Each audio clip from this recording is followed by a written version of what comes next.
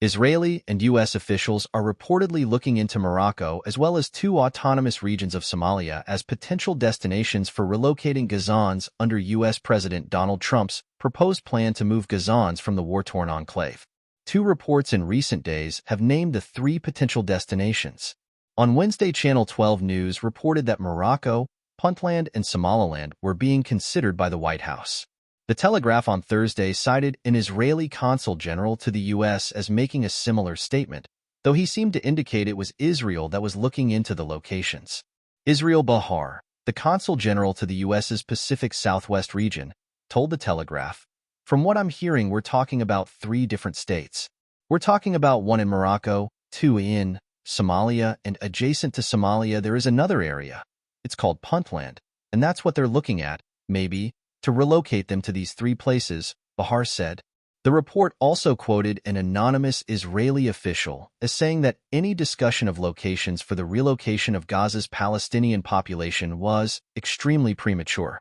The Telegraph report quoted Puntland's Deputy Information Minister Yaqub Mohammed Abdallah as saying that his region would happily accept Palestinian refugees, but only if they voluntarily choose to come there.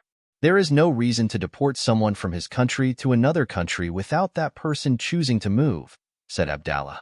The report also quoted Abdullahi Mohammed Jaha, a former Puntland spokesman, as saying Gazans would contribute to the modernizing and security and economic development of the region and would improve Puntland's status in the world. "It's best to take advantage of the unplanned opportunities that sometimes arise," Jaha added. Trump's repeated calls for the relocation of most or all of Gaza's residents have been met with staunch opposition from Arab countries, as well as the larger international community. Morocco normalized relations with Israel in 2020 as part of the Abraham Accords. The Telegraph report said that Rabat did not respond to a request for comment and was unlikely to accept plans for Palestinian resettlement within the country. Puntland and Somaliland, while internationally recognized as states within the Federal Republic of Somalia, hold varying degrees of autonomy, and the local governments of both regions do not recognize the government of Somalia. Somaliland, which is located along most of Somalia's Red Sea coastline, has effectively acted as an independent country since the region declared independence in 1991 during Somalia's decades-long and ongoing civil war, and is in many respects a more stable and functioning state than Somalia itself.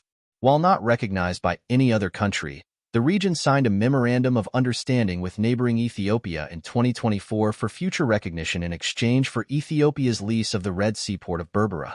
The autonomous region of Puntland, on the other hand, has never officially declared independence from Somalia, but after legislative disputes in early 2024, declared that it no longer recognized the government in Mogadishu and would operate as a state that's independent from Somalia until a constitution is passed.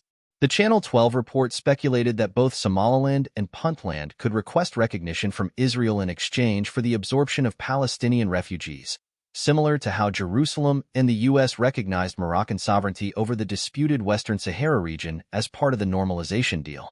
Channel 12's political analyst Amit Siegel, who is regarded as close to figures in the Israeli government, posted on X that Puntland and Somaliland seek international recognition, and Morocco is concerned with maintaining recognition of its sovereignty over Western Sahara, and all three are countries with an overwhelmingly Sunni Muslim majority.